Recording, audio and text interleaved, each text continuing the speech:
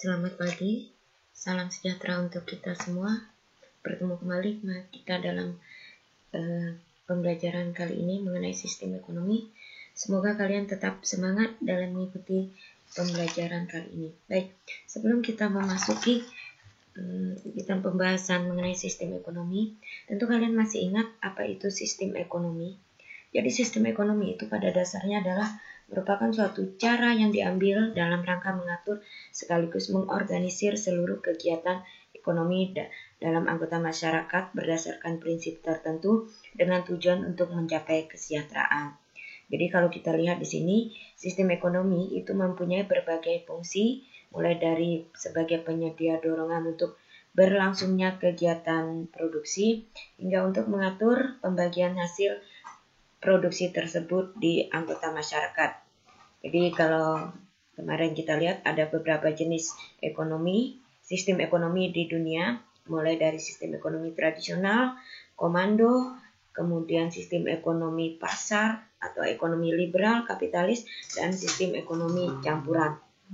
Nah, ini semua ada sisi positif dan sisi negatif. Setiap negara mempunyai sistem ekonomi yang berbeda-beda tergantung pada dasar negara itu sendiri. Sekarang, bagaimana dengan sistem ekonomi di Indonesia?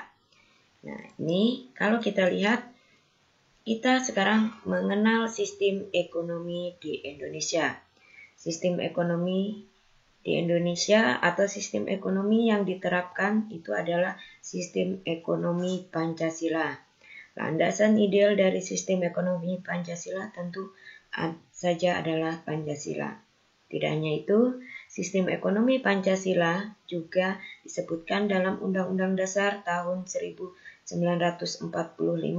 dalam pasal 33 ayat 1 sampai 4. Nah, sekarang kita lihat sistem ekonomi di Indonesia itu merupakan sebuah sistem ekonomi yang dijalankan dengan nilai dan moral yang terkandung dalam Pancasila sebagai dasar negaranya. Sistem ekonomi ini dipilih karena mengandung makna demokrasi ekonomi. Karena itu, sistem ekonomi Pancasila sering juga disebut sebagai sistem ekonomi demokrasi. Jadi, sistem ekonomi Pancasila adalah identitas ekonomi Indonesia. Cirinya apa? Ini kita lihat. Cirinya yang pertama, produksi diusahakan sebagai usaha bersama untuk mewujudkan keadilan dan kemakmuran. Setiap masyarakat bebas berusaha tetapi dalam batas dan memenuhi syarat yang berlaku di Indonesia. Sebagian besar produksi masyarakat merupakan usaha swasta atau individu yang diatur oleh mekanisme harga dan pasar. Perusahaan negara menguasai sektor ekonomi vital bagi hajat hidup orang banyak seperti listrik, kemudian air. Nah, tadi kita katakan bahwa sistem ekonomi Indonesia itu disebut juga dengan sistem ekonomi campuran, ekonomi Pancasila, demokrasi ekonomi, mekanisme pasar terkendali. Itu adalah nama lain dari sistem demokrasi ekonomi. Jadi karakteristiknya tentu berbeda dengan sistem ekonomi pasar, kemudian sistem ekonomi komando atau sistem ekonomi campuran. Nah, karakteristiknya itu yang pertama, kepemilikan barang konsumsi bebas terkendali. Hak milik faktor produksi di tangan negara, koperasi, dan swasta. Ada intervensi pemerintah dalam mempengaruhi mekanisme pasar, intensif, material, dan moral. Nah, itu.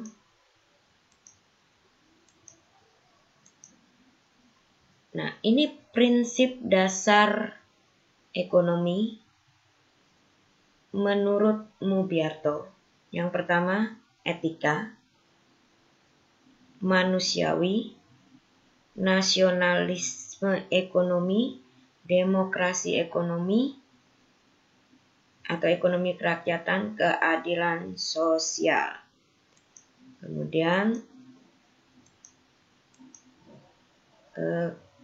Kalau karakteristik sistem ekonomi Pancasila menurut Mubiarto, ini roda kegiatan ekonomi digerakkan oleh rangsangan sosial dan moral, ada tekad kuat seluruh bangsa untuk mewujudkan kemerataan sosial, ada nasionalisme ekonomi, kemudian koperasi merupakan sokoguru ekonomi rakyat, ada keseimbangan yang selaras, serasi, dan seimbang dari perencanaan ekonomi nasional dengan pelaksanaannya di daerah.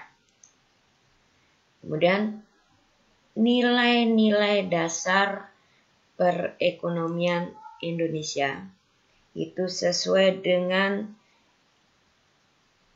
sila Pancasila. Yang pertama ada kekeluargaan, kerjasama, kegotong royongan, keadilan, dan kemandirian. Nah, sebelum kita masuki dampak ekonomi, sistem demokrasi ekonomi terhadap perekonomian Indonesia, kita lihat peran Pancasila dalam sistem ekonomi ini. Yang pertama, sila pertama, nilai ketuhanan. Dalam menjalankan sistem perekonomian Indonesia, nilai dan etika agama berperan sangat penting. Nilai ini mampu menghindari adanya kemungkinan kerugian maupun penyalahgunaan keuangan perusahaan yang bertentangan dengan nilai agama. Untuk sila kedua, itu nilai kemanusiaannya. Sistem perekonomian Indonesia mengutamakan prinsip humanis dan menolak eksploitasi dalam kegiatan ekonomi. Pekerja berhak mendapat gaji dan fasilitas sesuai dengan tingkat kerja, tanggung jawab, dan resiko yang diberikan pada perusahaan. Sila ketiga, nilai kesatuan. Seluruh kegiatan ekonomi bermula dari keinginan keluarga untuk menjaga persatuan. Nilai pelaku ekonomi berupaya untuk menghasilkan produk yang tidak bertentangan dengan nilai maupun norma yang berlaku sekaligus bermanfaat bagi rakyat Indonesia. Sila keempat, nilai musyawarah atau demokrasi. Sistem ekonomi dijalankan berdasarkan nilai-nilai demokrasi. Nilai ini segala masalah dapat diselesaikan dan diputuskan dengan bijaksana. Nilai kelima, keadilan, itu semua sumber ekonomi yang dikelola dan digunakan demi kesejahteraan seluruh warga negara. Pelaku ekonomi memastikan adanya proses distribusi yang baik, produk yang dihasilkan pun harus bisa dimanfaatkan sebaik-baiknya. Nah, sekarang kita lihat dampak demokrasi ekonomi terhadap perekonomian di Indonesia. Ini ada dampak positif dan dampak negatifnya. Sekarang kita lihat satu persatu dampak positifnya. Ini, jadi karena ini sesuai dengan Undang-Undang Dasar 45 pasal 33 ayat 1-4. Yang pertama, perekonomian disusun sebagai usaha bersama berdasarkan atas asas kekeluargaan. Kemudian cabang-cabang produksi yang penting dan vital bagi negara serta meliputi hajat hidup orang banyak dikuasai oleh negara. Warga negara bebas memilih pekerjaan yang dikehendaki serta memilih hak atas pekerjaan dan penghidupan yang layak. Potensi, inisiatif, dan daya kreasi warga negara dikembangkan sepenuhnya selama tidak merugikan masyarakat. Di sisi lain, ada dampak negatifnya. Dampak negatif perekonomian demokrasi ekonomi di Indonesia itu yang pertama, perkembangan ekonomi modern dan tradisional berjalan secara tidak seimbang. Pelaksanaan kebijakan oleh pemerintah untuk mengawasi perekonomian masih lemah, terdapat monopoli dan poten atas sumber produksi, munculnya korupsi, kolusi, dan nepotisme. Jadi, kalau kita lihat dari sistem ekonomi di Indonesia ini ada beberapa hal yang penerapan di sini. Penerapan sistem ekonomi Indonesia, Pancasila di Indonesia itu kita lihat dengan untuk ini kita lihat beberapa contoh penerapan sistem ekonomi Pancasila. Yang pertama, adanya badan usaha milik negara, kemudian adanya